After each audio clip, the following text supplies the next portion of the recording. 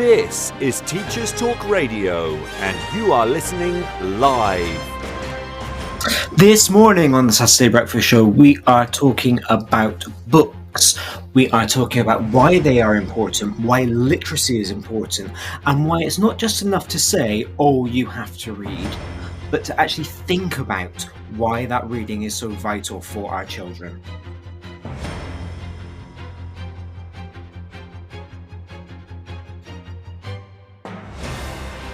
This is Teachers Talk Radio, and you are listening live. Tune in live at ttradio.org, or to join in the conversation, download the Podbean app and search Teachers Talk Radio. Follow the hashtag TTRadio. Tune in, talk it out with Teachers Talk Radio.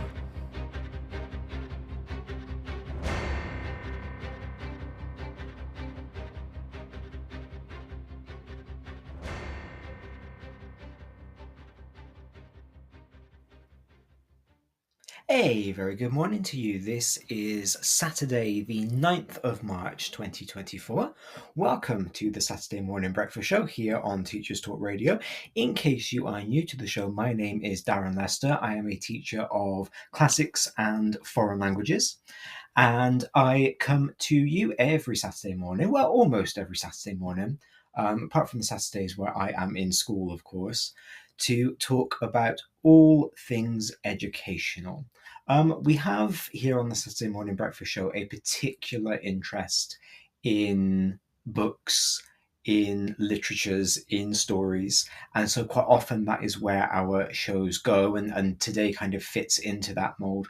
We also have an interest here in pedagogy, in the science of teaching, and quite often that's what our shows are about. But today, as we are on the tail end of Book Week, as many schools tend to use for World Book Day, which was, of course, on Thursday, we are turning ourselves back round into literacy today. We are turning ourselves back into books, back into stories, to think about exactly why they are important. Because I think quite often, and again, this is where I'm going to get on my soapbox a little bit, because, you know, I always do. I have this platform. I'm allowed. It's very easy, I think, in teaching and in all professions, really, because, again, I do like to remind our listeners that not everybody who is part of the Saturday Morning Breakfast Show family is a teacher. I believe everybody that tunes in is involved with children in some way, but I know that we have children's literature enthusiasts quite often like to listen in. I know that I have writers as part of my audience. I know that I have academics as part of the audience. So not everybody here is a teacher. And I think in all professions, it is very easy to do things just because that's the way they are done, to prioritize things because those are the things that are prioritized, and just to kind of follow the party line. But I think if we do that, then we do ourselves and our industry a bit of a disservice, because it means that nothing will ever get better. If you always do the same thing, then nothing will ever change. And there's almost an arrogance to that, I think, because there is almost a way, it feels like we're saying, oh, we don't need to change. We are perfect as we are. You know, the system is working. We don't need to do a deep dive into anything because it's great. And the fact of the matter is, there is always room for improvement. And as teachers, we know that because we say that to our kids every single day. And yet we don't seem to take that into account in our practice, in our offerings, in what we do on a day-to-day basis. And I think part of that can be fear. The unknown is scary. The future is scary. You will remember, those of you who are long-term friends of the show, that a couple of weeks ago, I did a reflection on the interviews that I have recently done. If you've not listened to that show, please do go back and take a listen, because I've had some really positive feedback on it. People have messaged me to say, you know, they listened to it before going into their own interviews and taken some hints and tips from my experiences. So it does seem to be a show that that does what it's set out to do. And I haven't made a decision yet, quite honestly, on whether I'm going to take any of the jobs that I have been offered as a result of those interviews. Now, again, if you haven't heard that show, I don't need a new job. I'm very, very happy in my school. I'm not actively looking. I kind of went through the process because it's been a few years since I have done interviews, and I kind of just wanted to see what was out there, see whether I am still marketable, see whether I am still hireable. And I think one of the reasons that I haven't made a decision on any of those jobs, and why I've kind of even put off thinking about it, is that it's quite scary to think about what happens one way or the other. You know, what happens if I accept a new job and I leave my current setting where I am? Like I said, I am happy. I love my colleagues. They are fantastic. My children are incredibly funny. There are so many positives. So what happens if I leave that job and I'm not as happy in whichever one I go into next? But conversely, what if I stay where I am because I am happy and I miss a big opportunity by not taking that leap? Not being able to see into the future is really difficult. It's very annoying. I do wish that if we assume for sake of argument that evolution is a thing, I do wish that by now we had evolved to be able to see the future, because that would make decision making ever so much easier.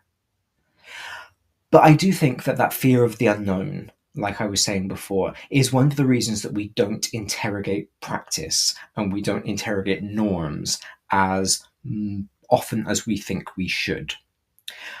I proposed a piece of action research in my setting last week, the week before, and it was approved. Our deputy head academic said, "Yep, that's great."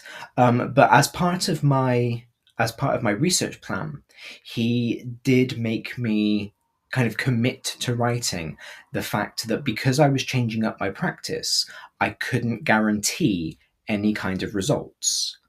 I couldn't say this class will be as successful in their learning as my previous classes have been because I'm changing the way that I'm doing things.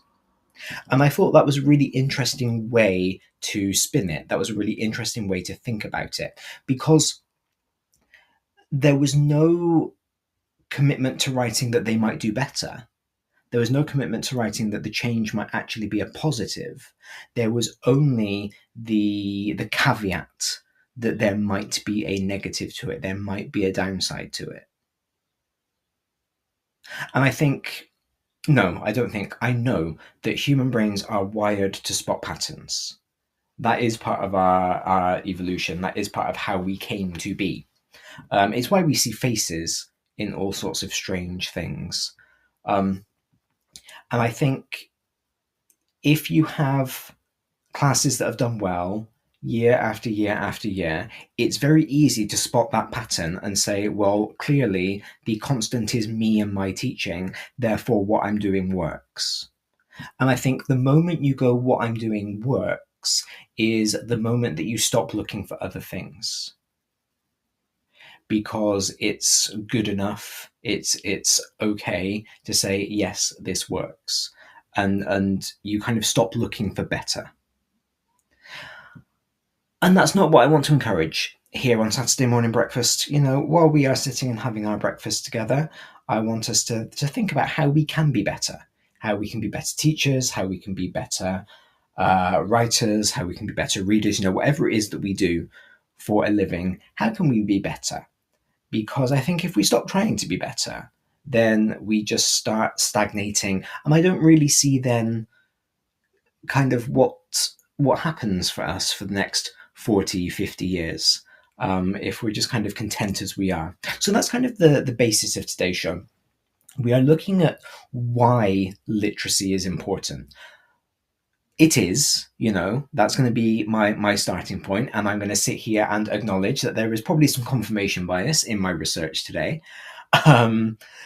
But again, like I've said, it's not enough to sit and say, yep, literacy is important. Yep, numeracy is important. We need to think about why, because it is in thinking about why that we can think about how to promote it, that we can think about how to make it part of our everyday practice, and that we can really get to grips with what it is that we are doing. I suppose part of my interest in action research, in educational pedagogy, in thinking about my practice, is that interrogation. It is that thinking of why, so that we can make it more deliberate. Deliberate practice is a buzzword. It comes round every 2 or 3 years. Nobody ever tells us what it actually means. We're just told that our practice must be deliberate. But I do think, for me, the way that I've interpreted deliberate practice is getting to grips with the why you are doing what you are doing. Not just parroting the party line, yes, literacy is important. Yes, we are going to do our written feedback. Yes, I've spoken to you about your work, so it's vital that I give you a verbal feedback given stamp. But we think about why we do those things. And if there is no clear why, then we need to change them, because we haven't got the time to waste. One of the big gripes that we all have as teachers is our limited amount of time. And so if we're then just doing things for no real reason, we are wasting the limited amount of time that we have. This show is brought to you in partnership with John Catt Educational, publishing professional development books and resources to support great teaching and learning in schools around the world. Have you checked out their latest releases? Use the code JCTTR2324 for 20% off your order. Don't miss out. Visit johncattbookshop.com to explore their full range of titles and advance your own professional development today. Happy reading. This is Teachers Talk Radio, and this is Teachers Talk Radio News.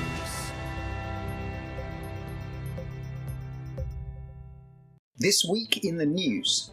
Is World Book Day a burden on parents? Has the tide turned against hyper-discipline in schools? Is Scotland going to be excluding more students? Should we be talking up the benefits of going to school at a school that is turning the clock back on mobile phones? World Book Day on March the 7th has become a fixture in the school calendar, where pupils are encouraged to come to school dressed as their favourite characters, or bring books to donate or tell their friends about.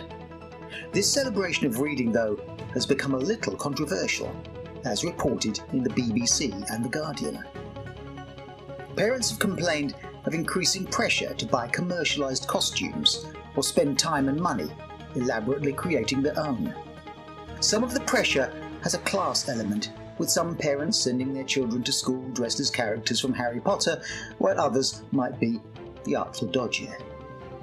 Head teacher Fran Davis from Michigan Primary School in Mountain Ash has said she wants the day to be fun without being a financial burden.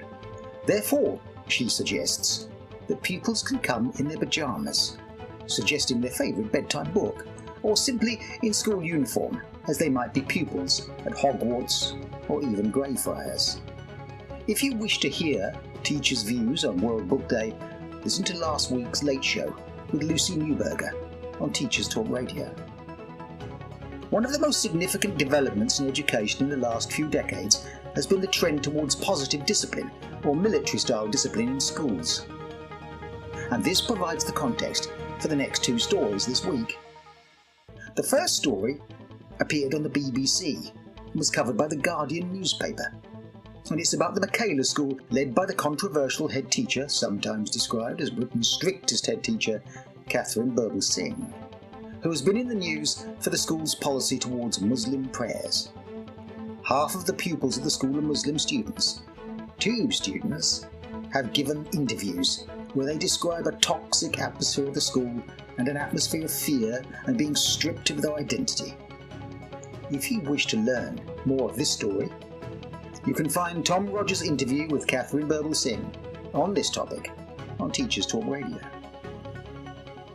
The increasing prevalence of tiger-style teaching, strict discipline methods, zero tolerance, and first-time, every-time expectations of students across British schools was highlighted when a parent at Boston Spa Academy complained her autistic son found school intolerable, as over a period of only a few days he acquired 56 negative comments and several days in isolation.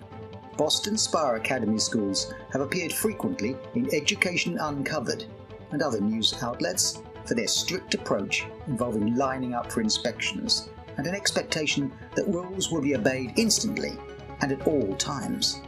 Not for the first time, teachers' unions have described these policies as inhumane. This week, Scotland's Education Secretary Jenny Gilruth announced that there would be a review of Scottish Government's policy on exclusions.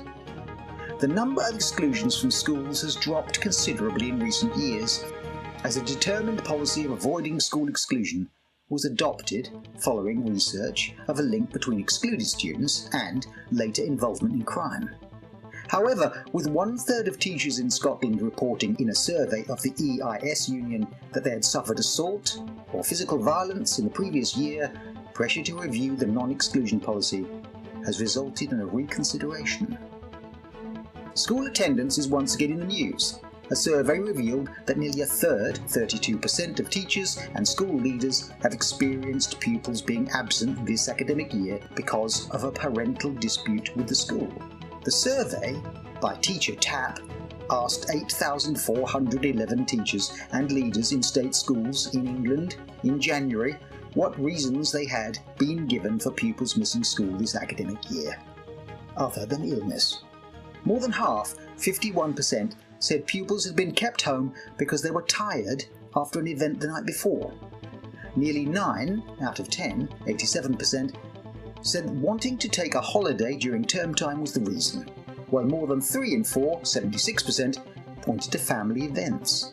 John Camp, president of the Association of School and College Leaders, warned in a speech to the union's annual conference that the unwritten social contract between families and schools is fracturing, and he called for a change of tone in the national conversation about education to ensure that people talk up schools and colleges. And finally, another story from the BBC, where Milldown Academy in Blandford Forum head teacher Mr. Law has adopted the policy of providing brick phones, old-fashioned simple mobile phones for students. Parents can hire or borrow them as an alternative to smartphones, which are increasingly distracting in the school. You can find more discussion of these and other stories on Teachers Talk Radio, or reviewed each Sunday on Teachers Talk Radio panel, which you can find the links to on YouTube or the Teachers Talk Radio site. This has been your Teachers Talk Radio News with John Gibbs. This show is brought to you in partnership with John Catt Educational, publishing professional development books and resources to support great teaching and learning in schools around the world. Have you checked out their latest releases? Use the code JCTTR2324 for 20% off your order. Don't miss out. Visit johncattbookshop.com to explore their full range of titles and advance your own professional development today. Happy reading.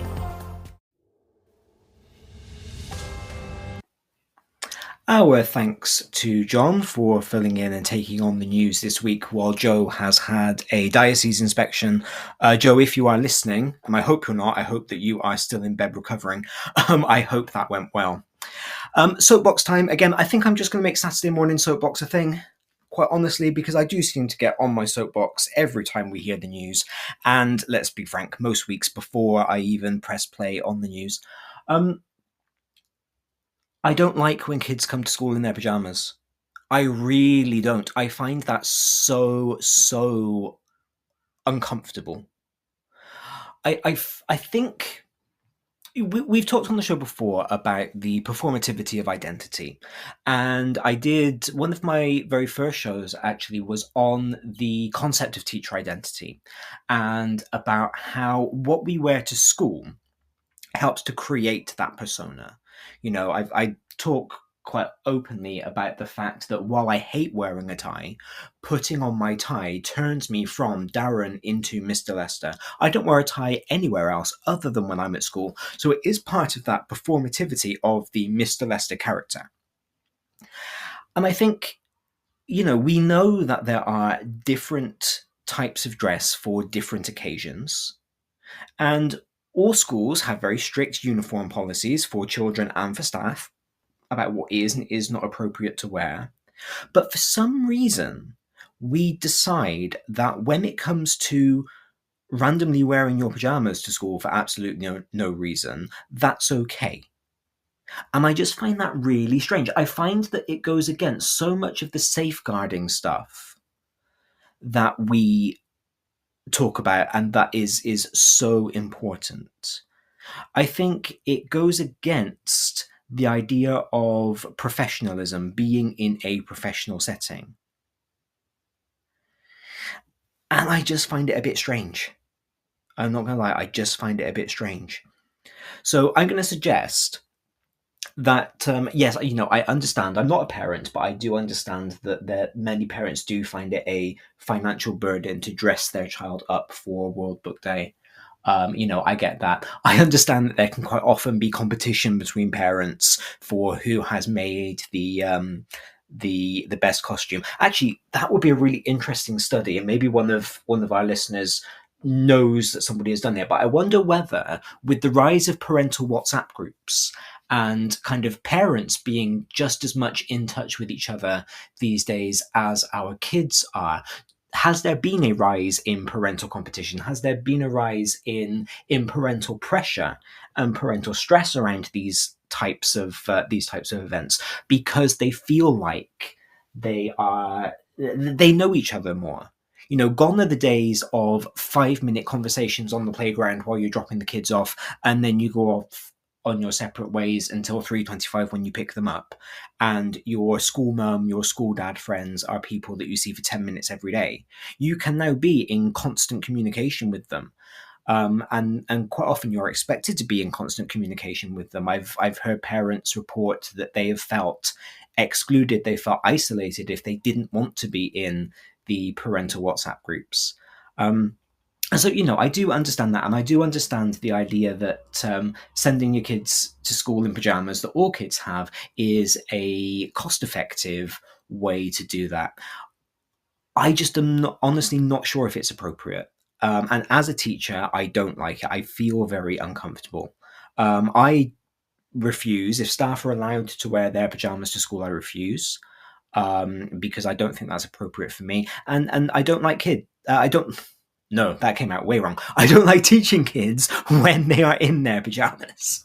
There we go. Just have a regular non-uniform day. If you want to promote World Book Day and make it fun, but you don't want to put the expense of dressing children up on the parents, make it a non-uniform day if you must. There's no need for it to be. It can just be a regular uniform day, but and this might sound a bit radical. I'm going off-piste here. Let's put the literacy at the center of World Book Day instead of the dressing up. Now, this is not me being anti-dressing up. As I've mentioned once or twice on the show before, I am a former performer.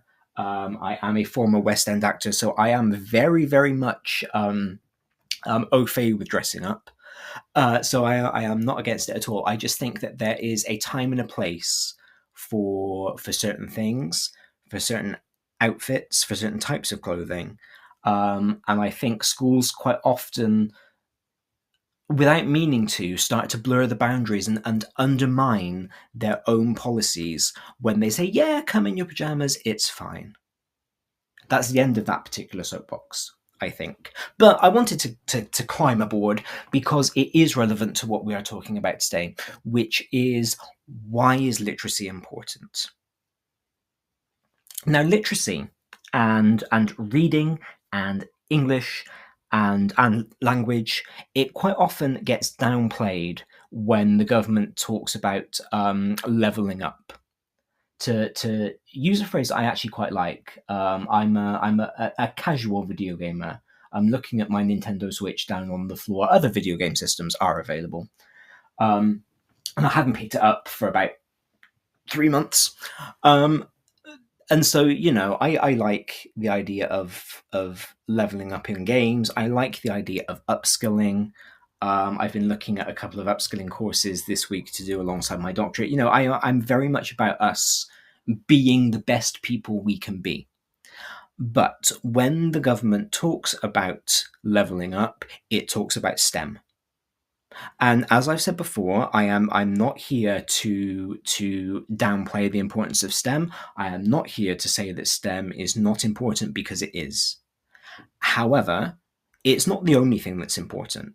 And as many of us in the arts and in the humanities say so frequently, STEM is often promoted at the expense of the arts and the humanities. And so, I'm not here to say that we shouldn't be teaching our children science and tech and maths. I am saying that we should teach that those skills are just as important as the literacy skills, the artistic skills, the humanities skills, and they should be on a par.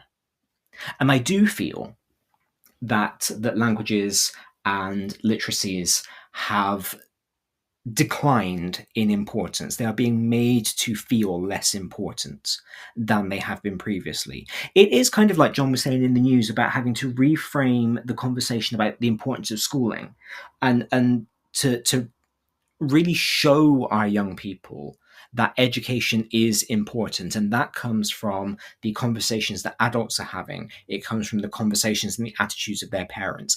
And it's the same with promoting literacies.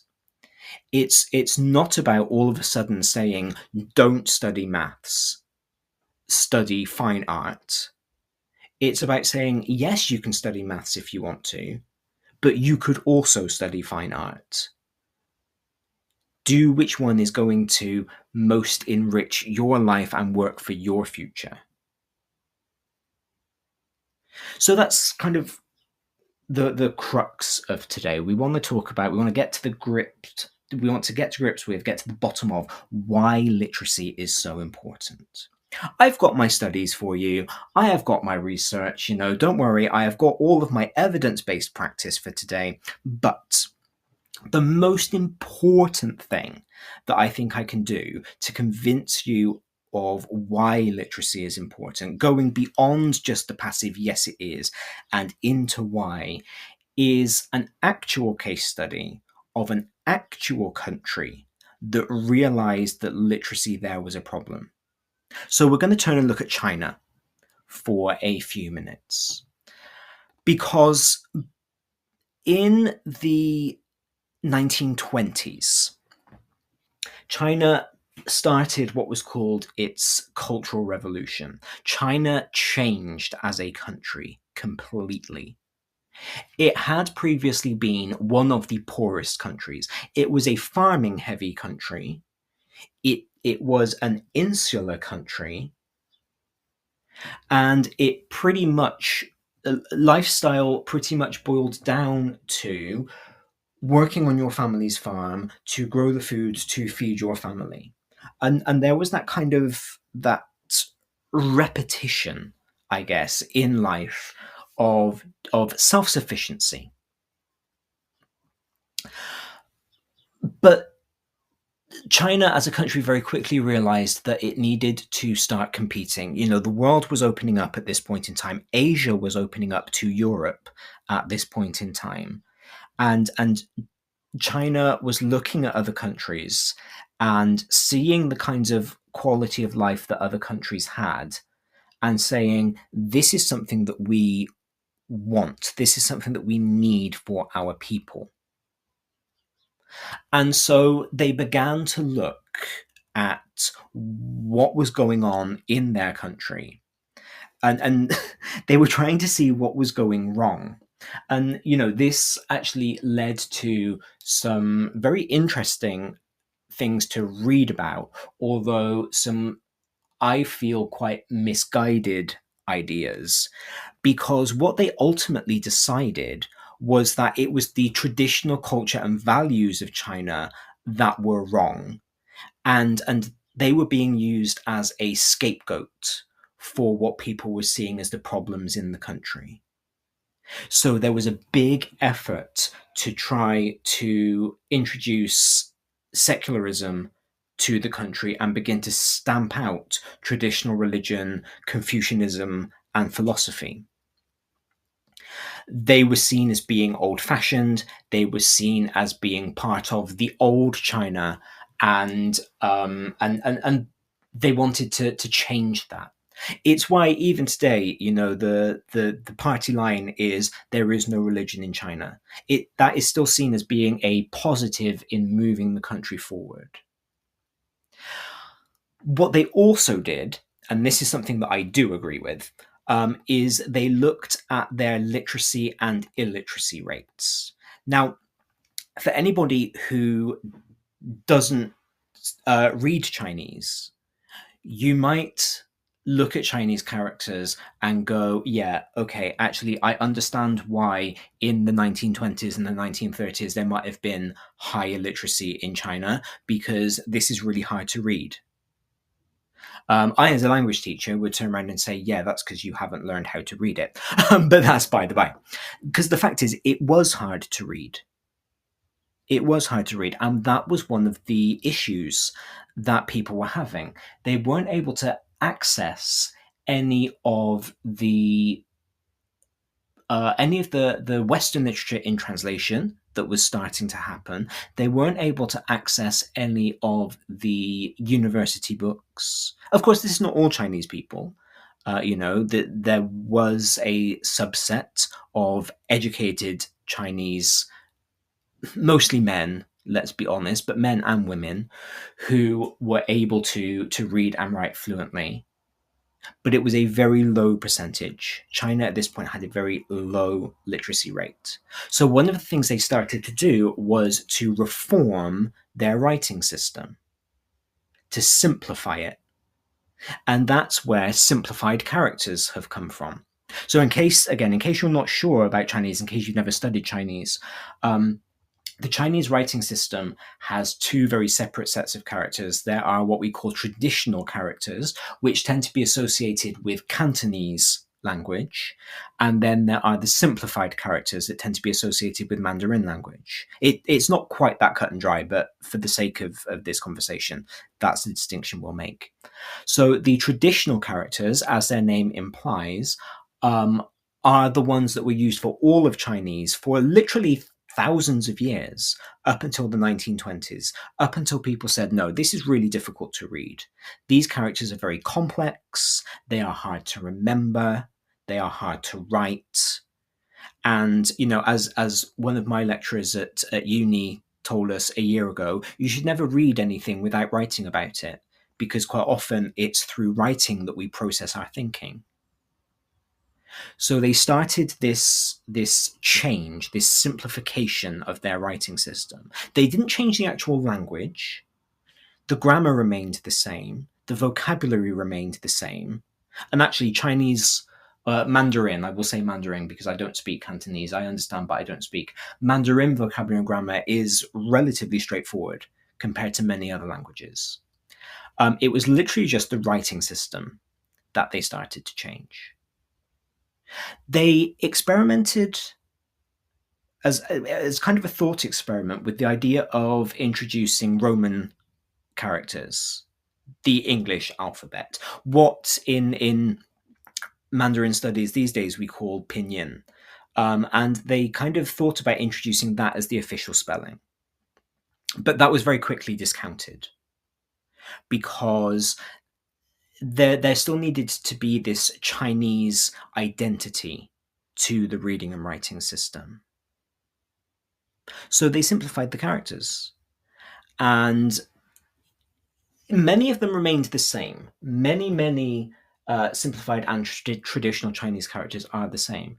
But they also made a lot of them, particularly the more common words and the more common sounds, much easier to identify and, more importantly, easier to write. Quicker to write. And as we have seen in the 100 or so years since that happened,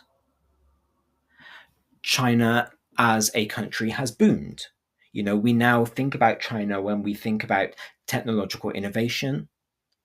China for a long time had the most billionaires in the world. It has recently been overtaken again by the US, but it did for a long time. So it has become, in just 100 years, this very prosperous country. And this is a country that looked at its low literacy levels and said, this is a problem, let's actually do something about it. Now, again, I have oversimplified a very complex, very controversial historical issue, just for the sake of my argument here that literacy is important. So if you are interested in the Chinese Cultural Revolution, do go and read up on it. I find it fascinating. I'm not a modern history person, I'm a classicist.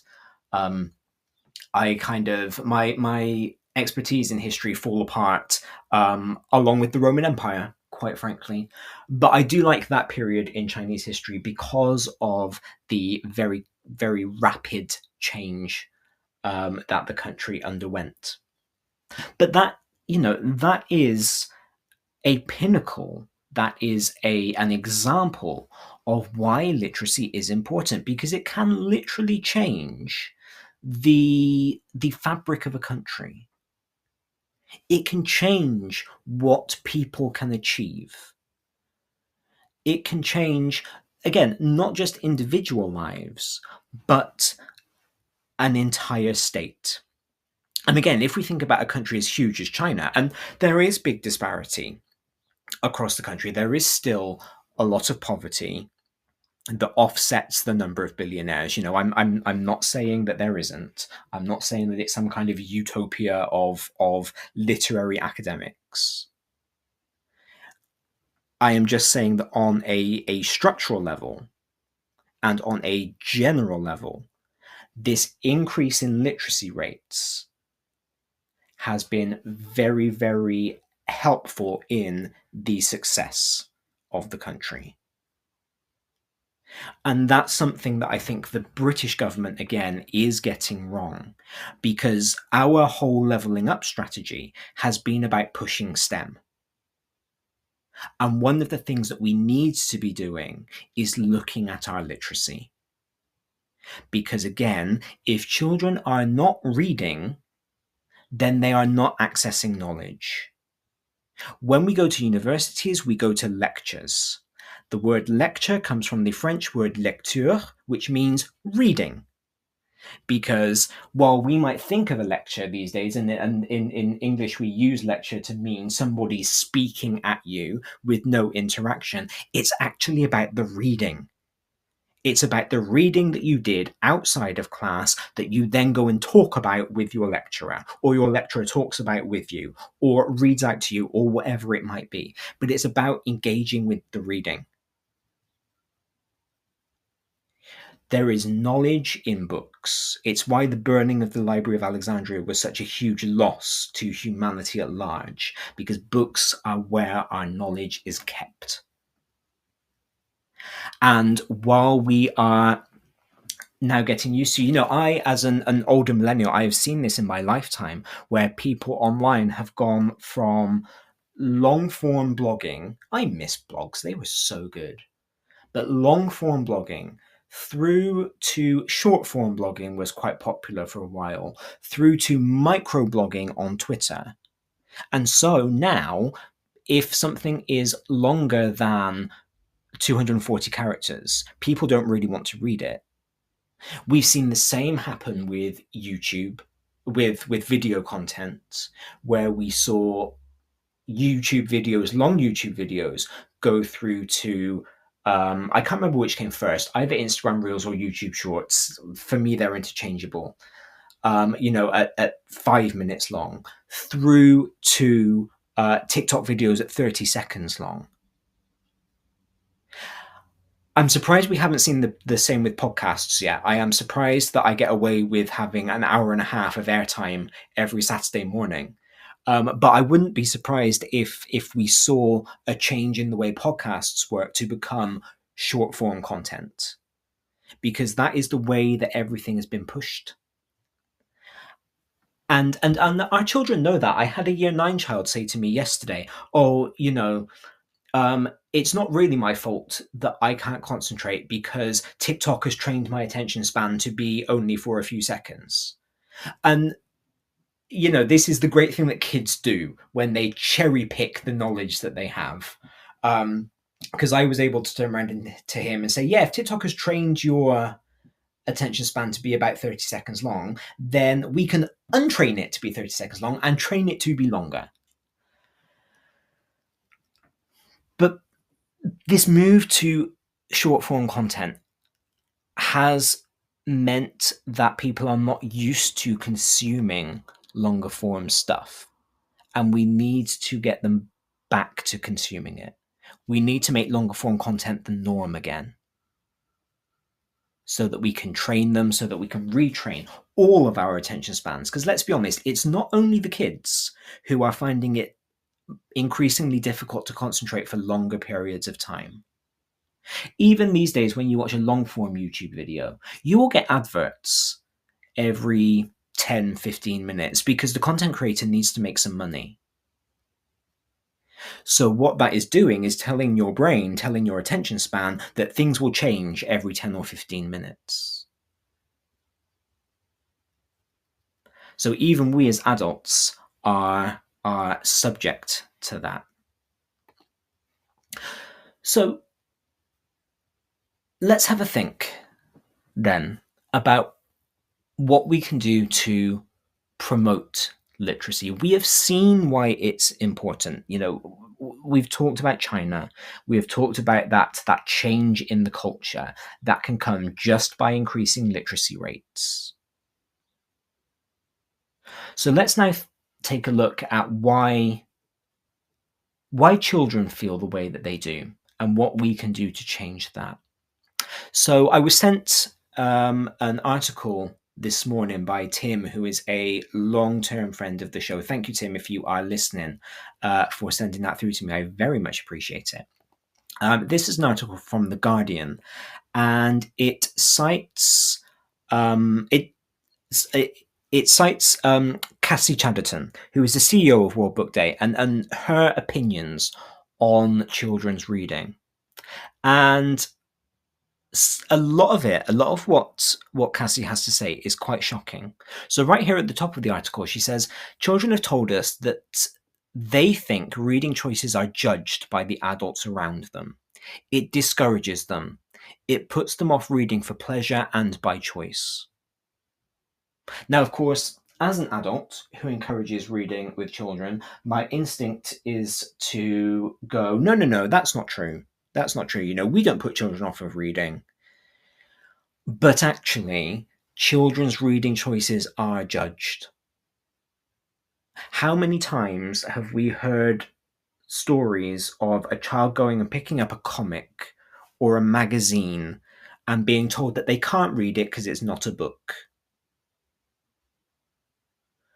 When really, we should be encouraging them to read whatever it is they want to read.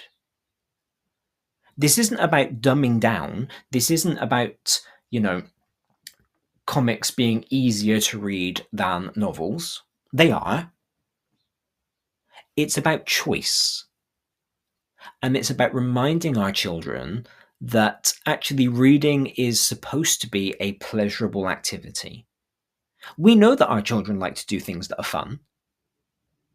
We keep being told in our lessons, make it fun. And yet with reading, for some reason, we gatekeep the fun. And we say, no. Reading doesn't have to be fun. Reading has to be an intellectual academic exercise. And it really doesn't. It really doesn't. It can be fun. So let your child pick up a comic. Let them pick up a magazine. Let them flick through their FIFA sticker album and read the player stats. Because they're reading.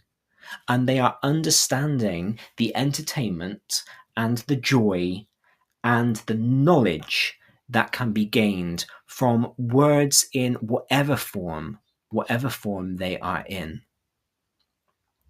There's a survey cited in this article. I'll tweet the article out at the end of the show so that you can read it for yourselves if you're interested. There was a survey by Beano Brain conducted in January of 1,000 children aged 7 to 14. There we go. And this survey, very cleverly, asked children about their parents' hobbies. Only 25% of the respondents said that their parents relax by reading at home. 56% said that their parents scroll on their phones to relax. And 52% said that their parents watch TV to relax. One 11-year-old in the survey, who identifies as a non-reader, said, "Adults usually tell you to read, but then they go on their phones. My teachers and my dad do that." And that's really sad. That's really sad, because what we are doing by not modeling good reading practice with children is telling them that reading is something that children do.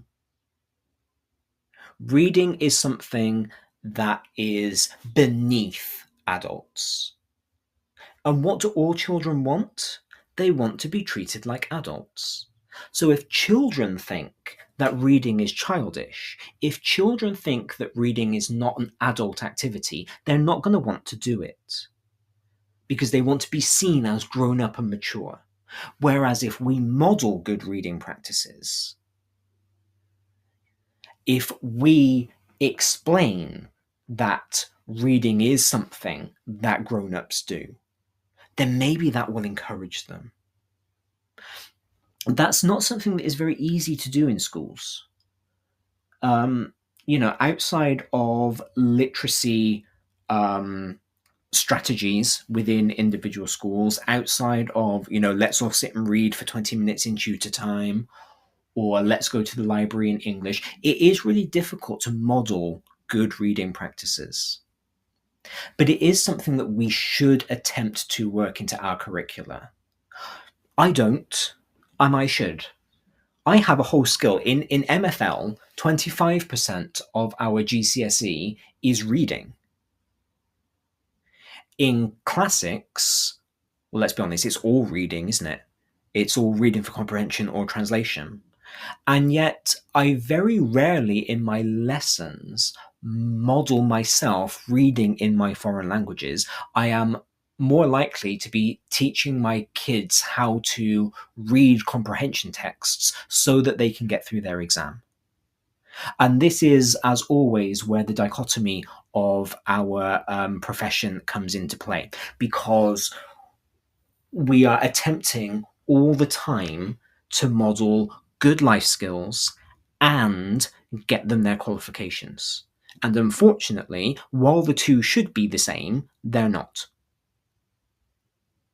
So I know that what I need to do as part of my practice is figure out how I can demonstrate good reading for pleasure in my classes, and pointing out that there are some wonderful books written in Latin, in ancient Greek, in French, in German, in Mandarin, because there are. But I need to figure out how I can tie that to what I actually have to teach them in terms of my subject content. So I am going to do that. I am going to try and figure that out, because I don't like to be a hypocrite. I don't want to sit here and tell you all to do that and then not do it myself.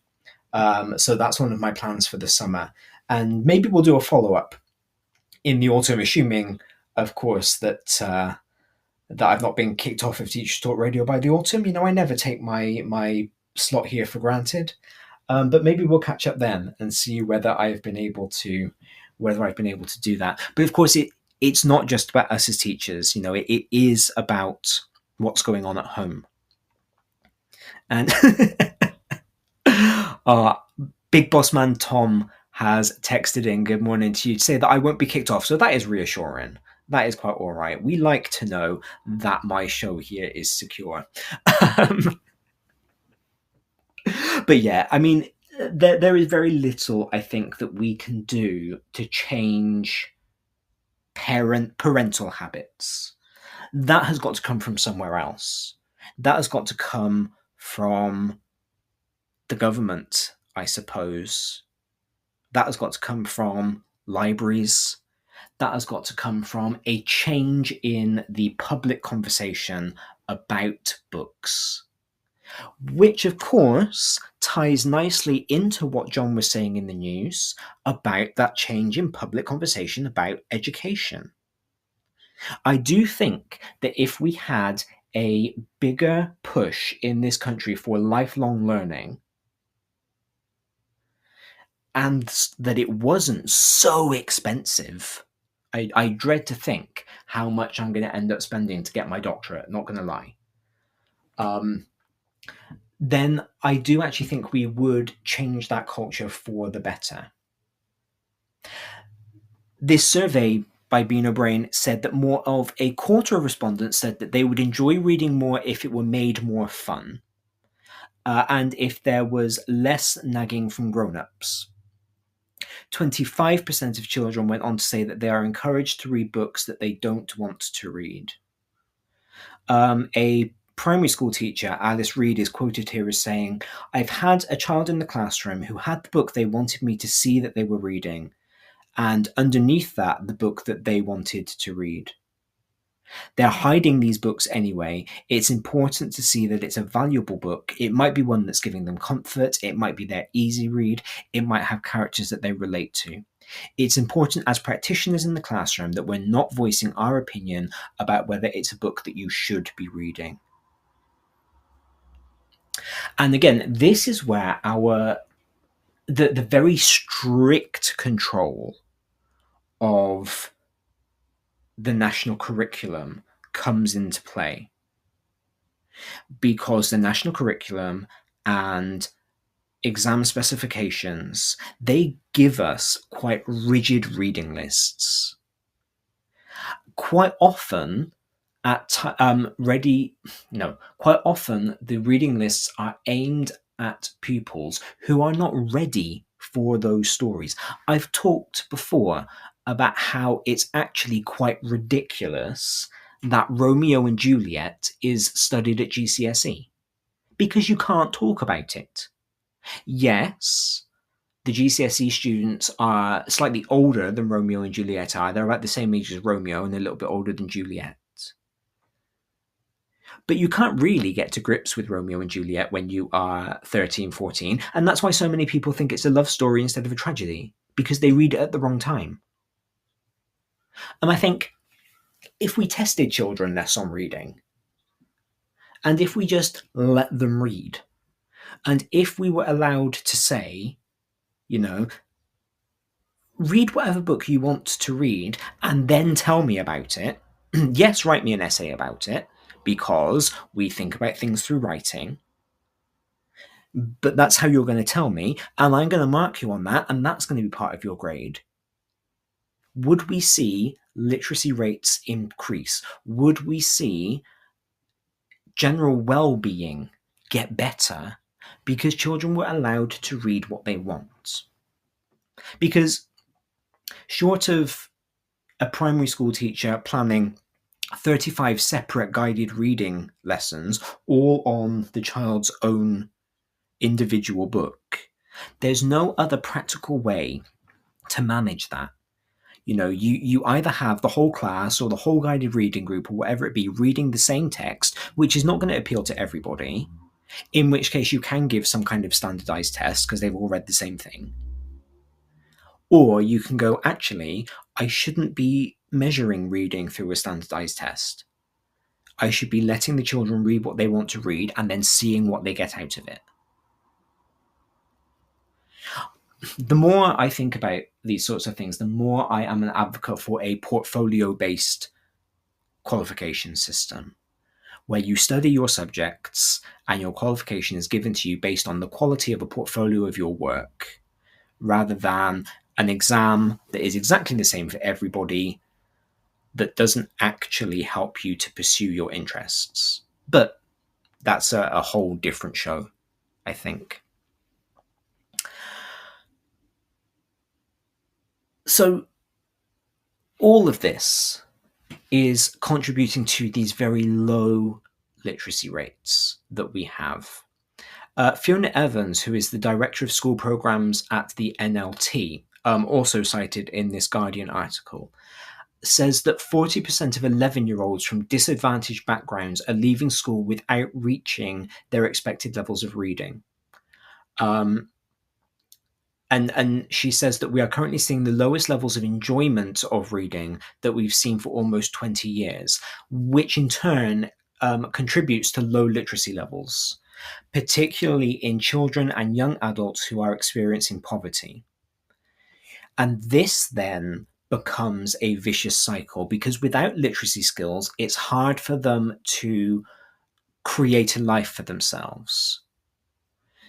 They may get lower GCSE results because their literacy skills are not so refined, because anytime you have to go and sit in an exam, you are having to use your literacy skills to understand what the exam is saying. Even if you get a reader as part of your access arrangements, you are having to process and understand what you are being told, what is being read out to you, because the reader doesn't reframe it, the reader doesn't reword it. They literally just read out what is there on the page. So without good literacy, you are barred from accessing these exams that we keep telling you are so important. So you're not going to be able to go on and get the A-level results you want. You're not going to be able to go on to do your apprenticeship. You're not going to be able to go on to university. And then that becomes a cycle. And it's the same thing that the Chinese saw back in the 1920s. Obviously, here in England, it's not as severe as it was in China in the 1920s, of course, but it's the same principle. It's that same idea. This shocked me because I didn't know this, but according to Cassie Chatterton, I've not had time to fact check this, but this is the CEO of World Book Day, so I'm inclined to believe her as a reliable source. There is no statutory requirement for schools to have a library. 1 in 7 primary schools do not, and that rises to 1 in 4 in disadvantaged areas. And this, I suppose, is my own privilege, because every school that I attended as a child had a library. Every school that I've taught in has had a library. And yet there is no actual requirement, which means that if you can't afford the books to populate the library, if you can't afford the librarian to run the library, then you're probably not going to have one. And libraries, of course, are crucial. They are critical in promoting reading for pleasure because they give children a choice. We know that children like to feel in charge. We know that they like to feel in control. We know that they like to have a choice. And the library gives them that in a way that maybe we can't in the classroom. So even if, my pipe dream of having a portfolio-based education system, that's not going to come true.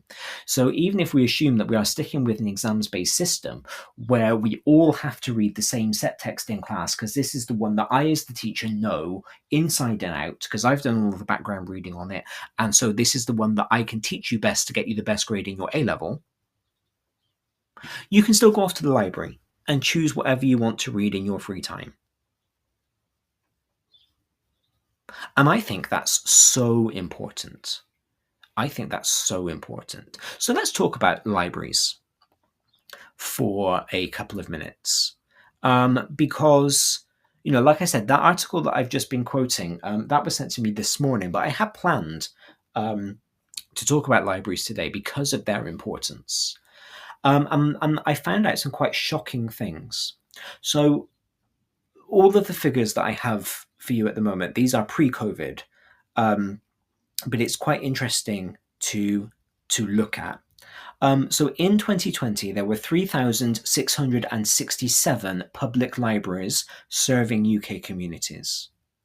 We know that number is falling. My local library a couple of times has been in danger of being closed down.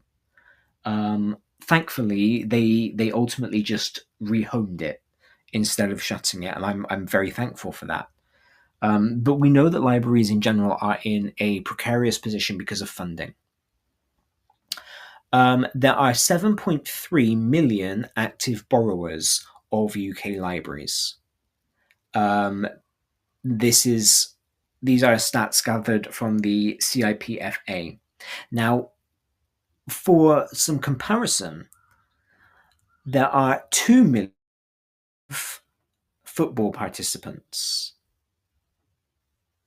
So we actually have almost 4 times as many people visiting a library as actively participating in football, which is quite good, because if you were to ask people what is England's preferred pastime between reading and football, people would say football. But the stats say that that's not true. There are approximately 214 million visits to a library taking place each year, plus 131 million online visits borrowing ebooks and audiobooks. There are almost 165 million books issued each year, and the library is more likely to be used by minority communities than white communities. So libraries are important. These figures actually, for me, are really encouraging. I didn't think that they would be that high in terms of like the number of libraries and the number of borrowers, and just kind of how important the library clearly is to the British community. I do find those stats very, very encouraging. The library is really interesting, though, isn't it, as an institution?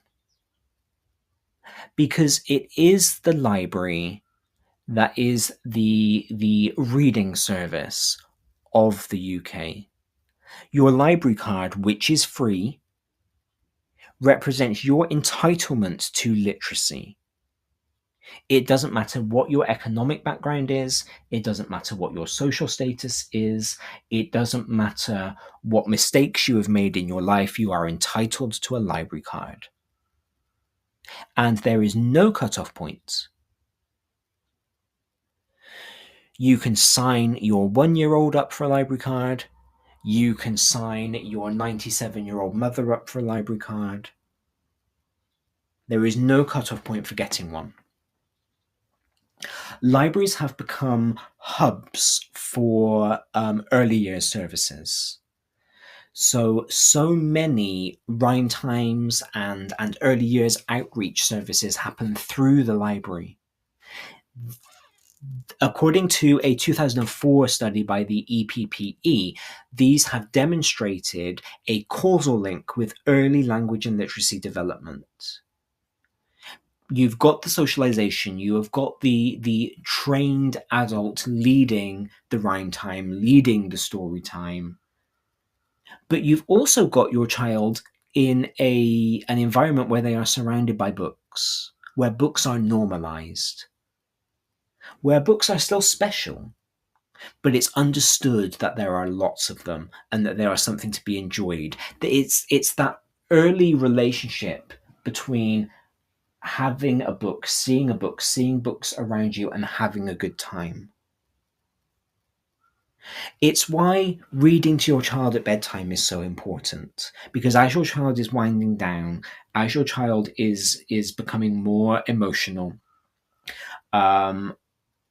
they will start to associate the comfort of their pajamas, their bed, their hot water bottle, their glass of water, whatever it might be, with having a book read to them. And that reinforces the positive message of books are good. And it associates reading with the dopamine hit. And again, we know how important this dopamine release is for our young people, particularly as they are being overstimulated through social media. It associates that dopamine hit with reading. And so they start reading for pleasure in order to get it. According to Clark and Hawkins, in a study published in 2011, there is strong evidence that demonstrates that libraries grow reading identity. And this is a really interesting topic. The idea that you create and carve your identity as a reader. This is becoming very common on social media, I'm noticing. If you have a look at the BookTube, Bookstagram, BookTok communities, you see people start to identify as types of readers. I'm a middle grade reader, or I'm a middle grade account. I'm a romantasy reader. That is their reading identity. And, we want our children to read broadly. We want our children to be exposed to a range of ideas because that's how they will form their own conclusions about things. But there's nothing wrong with having a reading identity. There is nothing wrong with saying, I am predominantly a reader of this genre. I am predominantly a reader of this type of book. 1 in 11 of the poorest children in this country do not own a book of their own. And so they are totally reliant on public and school libraries. That was a study done by Clark in 2021. I'm just going to repeat that because that's quite shocking. 1 in 11 of the poorest children do not own their own book. It is completely understandable because if you are a family on the breadline and all of your money is going out to food and heating and the essentials to physically stay alive, then you're not going to spend that money on books, particularly when the library is available. So this isn't actually me kind of looking down on people who don't have books in their house, because that's part of what the library is for. And this is why libraries are so important and need more funding. They're also very good places for adult learners to engage. I've spoken about that lifelong love of learning. I've spoken about why it is very important to keep reading, to demonstrate reading. If you are not a confident reader as an adult, you can learn. You can become more confident. In the same way that if you want to bodybuild, you will go to the gym and work on gym machines. I assume they all have names, I'm not sure. You can go to the library and you can build your reading muscle. So it doesn't stop. It doesn't have to stop. Clark and Hawkins back in 2011 had some interesting stats about reading levels of types of users. So of people who are at below the expected reading level for their age, 36.7% used the public library, 63.3% did not. Of pupils studied in this study who were at expected reading levels for their age, 48.9% used the library, 51.1% did not. And of pupils who were above expected reading levels for their age, 64.5% used the library, 35.5% did not. So what we have is this idea, and it makes sense, that children who use the library regularly are reading at above their expected age level because they probably get more practice. Now, that's not necessarily true. I mean, I didn't get a library card until I was 10, I think it was. So I didn't use our public library very regularly as a young child. But I did have books. I was very lucky in that my parents prioritized having books for me. So, it doesn't, it's not true for every individual, but as a general range, that makes sense because children who are using the public library, and of course making use of it, not just checking a book out and not reading it, they are reading more often. And so they are training that muscle. They are training their ability to read. Kuzera, Field, and Windish in 2016 published a paper that reported that 16.4% of adults in England, which was approximately 7.1 million individuals, had poor literacy skills.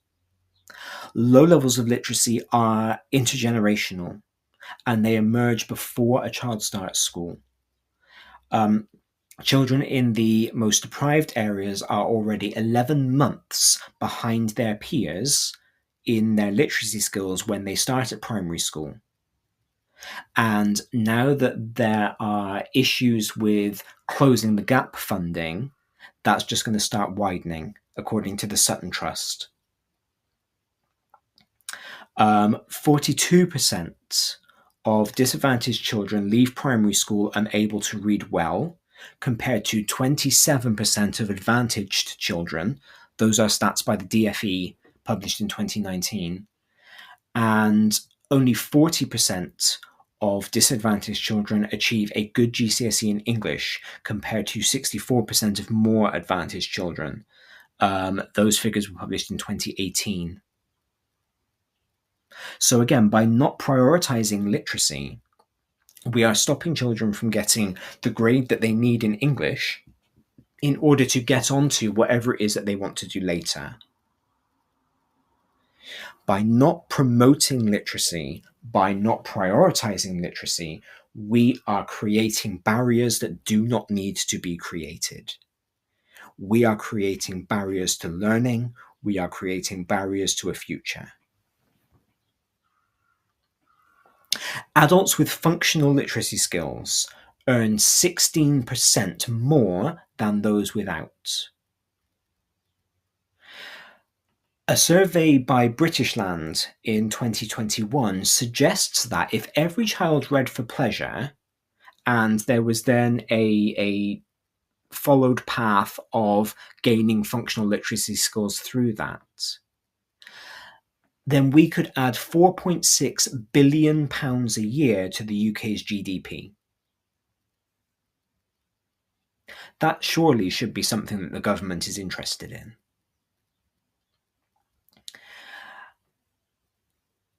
Adults with level 1 literacy skills, so kind of, again, basic functional literacy, have a 6% higher probability of finding a job than those who have entry level 3 skills, so just below functional literacy. Nearly 2/3 of people going into the UK prison service were assessed of having the literacy skills expected of an 11-year-old, and which is more than 4 times higher than that of the general adult population. That was according to the Prison Reform Trust. People with low health literacy, compared to the general population, are 1.5 to 3 times more likely to experience increased hospitalization or death, according to a PHE survey in 2015. Gilbert et al. In 2018 published a study that said the life expectancy gap between the wards with the highest and lowest literacy is 26 years. 26 years can be added, on average, to life by having high literacy skills. Now, why is that? Because obviously being able to read doesn't give you magical immunity boosting powers. But what it does do, is it gives you access to the resources that you might need to get better. When I got my depression and anxiety diagnosis a few years ago, First thing I did before I spoke to my doctor about therapy, before I spoke to my doctor about medication, was I went on Amazon and I bought every secondhand book I could find about depression and anxiety so that I could read about it, so I could understand what was actually happening to me. And yes, my doctor explained things, my therapist explained things, the pharmacist explained things. But I was able to get a broader knowledge of what I was going through because I could access other people's ideas. Education is socially constructed. Education is about taking a broad range of ideas and synthesizing them. If I cannot access all of this extra information and I'm only taking for read what I am being told by one doctor and by one therapist and by one pharmacist, I'm only able to be on a very narrow pathway towards recovery. Which again is not me saying that every time you have an illness you should go straight onto Google and look up your symptoms instead of going to the doctor. It's me saying that literacy isn't about reading for reading's sake. I've spent a lot of this show today talking about reading for pleasure, but actually what we have to keep in mind is the fact that reading is fundamental for everything. Reading allows you to pursue whatever it is you need to pursue. Reading can help you find more information about whatever it is you're going through. And literacy, having skills, knowing not just how to read, but how to process what you are reading, how to discriminate between the propaganda and the, in inverted commas, non-propaganda, I suppose. By understanding how to read a text and think, what is this author's bias? What does this person want me to think? And how does that impact the way that they are phrasing what they're telling me? Because that's all literacy. Those types of English skills, they are literacy, but they help us to become well-informed, well-rounded, healthy, higher-earning adults. Because where possible, I like to declare my bias in the show. Again, at the top of the show, I told you that I am biased because I strongly believe in literacy. I strongly believe in reading. I believe in stories. I'm a reader. I'm a linguist. I'm a classicist. I'm an actor. I believe in stories. But not everybody will declare their bias. And not everybody is aware of their bias. There are bound to be lots of other biases that I have had in this show while talking to you about this that I haven't thought about. Like the fact that I'm just blindly kind of citing these studies because I trust the people who wrote them. That's a bias. I trust that these people who know more about this stuff than I do are telling me the truth. And that's a bias. But we need those skills. We need those critical reading skills so that we can stop just blindly believing things, which is also not to go the other way and not believe anything ever, because that's just as bad. But to be able to synthesize our own information, synthesize the different things that we are constantly being told in a world where we are constantly being bombarded with information, and figure it out, create knowledge, be educated. Because ultimately that's what literacy kind of boils down to, isn't it? Is being educated. But I am going to loop back round to reading for enjoyment just as we finish off the show, because that's honestly what the bulk of today's show has been about, hasn't it? And it is where we start with literacy. It is. Because if we can get children reading for pleasure, if we can get adults reading for pleasure, then all the lessons that we teach them in school about critical reading, about comprehension, about imagination, about style, those will all be practiced outside of the classroom. And that's what we want. That's the point of homework, isn't it? To get children practicing what's in class outside. And that's exactly what Reading for Pleasure can do for all subjects. The OECD in 2022 published something called Reading for Change, and they said enjoyment of reading has a greater impact on a child's educational achievement than their parents' socioeconomic status. So, quite often in educational research, we look at socioeconomic status, we look at, deprived areas versus not so much. But actually, what we can quite often separate our children into are the groups of those who read for pleasure and those who don't, those who like reading and those who don't. And it's quite interesting then to compare those statistics. Sullivan and Brown said children's leisure reading is important for educational attainment and social mobility. And whether we like it or not, in this country, we are still a little bit obsessed with social mobility. The idea of, escaping your station.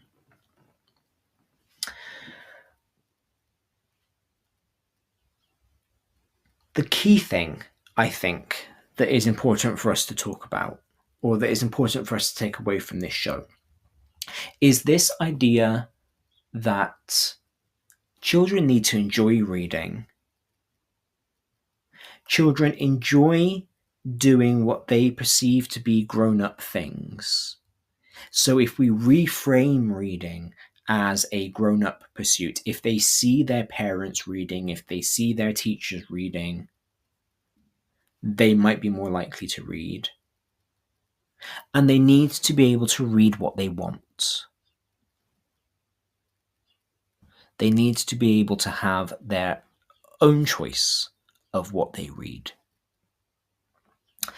And quite often, the reason that we gatekeep children's books, the reason that we gatekeep what our children are reading, yes, is because of exams, yes, because of the reading scheme that we're using, and it tells us that they need to follow these books. And, I understand that. But also, it's because even as teachers and even as people who are, involved in literature, we still quite often misunderstand children's literature, I feel.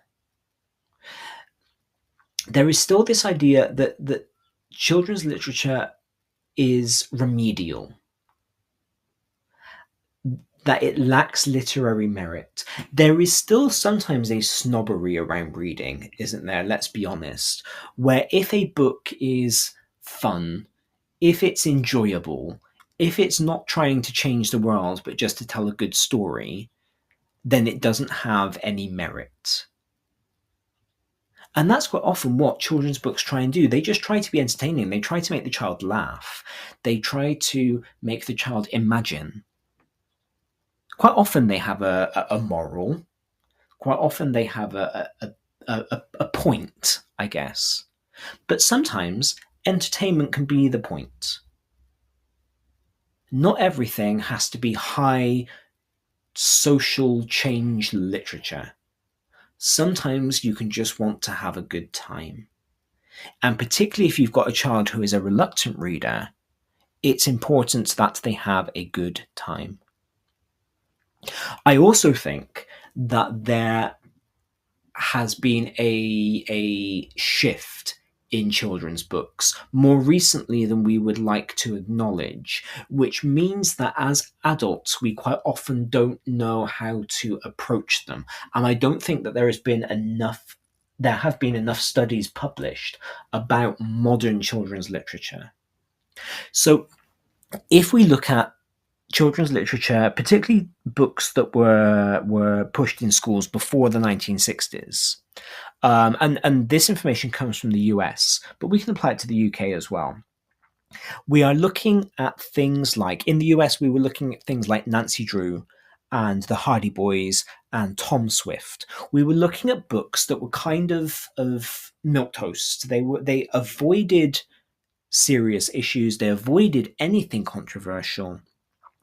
And they were written for a very middle-class white audience, perhaps whose parents didn't want them to be exposed to the social reality. And of course, it's that sort of thing that has led to this preconception of children's literature as being not particularly good, just for entertainment, has no literary merit. Because before the 1960s, authors weren't allowed to write anything for children that tried to change society. The books were written to be just entertaining. But now the tide has turned so that books for children are not allowed to be just entertaining anymore. Children have to take life lessons away from absolutely everything. And we don't really know how to respond to that, because children want to read things that are fun. And so I think there is a clash between what children's writers are writing, what children's publishers are publishing, what children's parents want them to read, and what children's teachers want them to read. And the children can't win. The children cannot win, because they are lumped in the middle with all of these conflicting things being told to them about what they should read. And in the midst of it all, they're still not allowed to read what they want to, because they feel judged. Going back to that Guardian article from the beginning, they feel judged by what they read. What do we do about it? We take away the judgment. We accept, we understand that all reading is reading. We understand that the days of us sitting in the bathroom reading the back of a shampoo bottle are gone, because kids are taking their phones to the bathroom and scrolling TikTok instead. So even, what we did that we thought was just wasting time because we were bored, it was reading. It was practicing those literacy skills. It was practicing our scansion. It was practicing our ability to take in and retain information. And that has gone away. It doesn't exist anymore. We can't pretend that it does. We have to face that. And so if children are not passively reading, if children are not reading because there is literally nothing else for them to do, we need to get them to read with purpose. And why are they going to read with purpose? Because they enjoy what they're reading. So there we go. This whole show today turned into a bit of a soapbox. Didn't mean it to. I thought it was going to be quite a nice, subdued discussion about why literacy is important. But as I say quite often on the show, I quite like taking you on my own learning journey with me. Because, yes, as I've said, you shouldn't read anything without writing about it. You don't learn without writing. But speaking can do the same thing.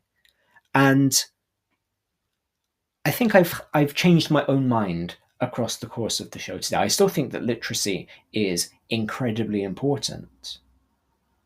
But what I think I have realized is that we need to almost unschool literacy. We need to stop making it academic, particularly for our children, and particularly for our young children, and just make it fun. And just make sure that they know that they can read to get information and they can read to be entertained. And if we push just a culture of reading in this country, as we have seen by looking at the history of China very briefly, as we have seen by many of those studies that I've talked about, we will be able to improve what our country is, which ultimately is kind of the point of education in a capitalist society, isn't it? Is so that we can get better, so that we can profit, so that society profits. And there we go. That is us for today. As always, thank you to everybody who has tuned in, who has listened, who has interacted. There is no show from me next week because I am teaching, so I will be back in 2 weeks' time to share breakfast with you. I cannot wait. My favourite time of the week, as you know, is always this Saturday morning when I get to chat to you. So I will do that then. Please do stay tuned. We have got some awesome stuff coming up over the next 2 weeks.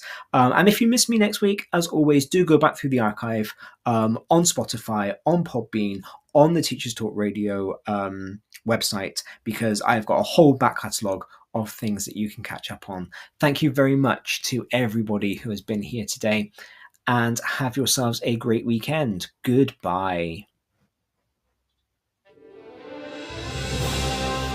You've been listening to Teachers Talk Radio. Tune in live and listen back at ttradio.org. We look forward to hearing from you next time on Teachers Talk Radio.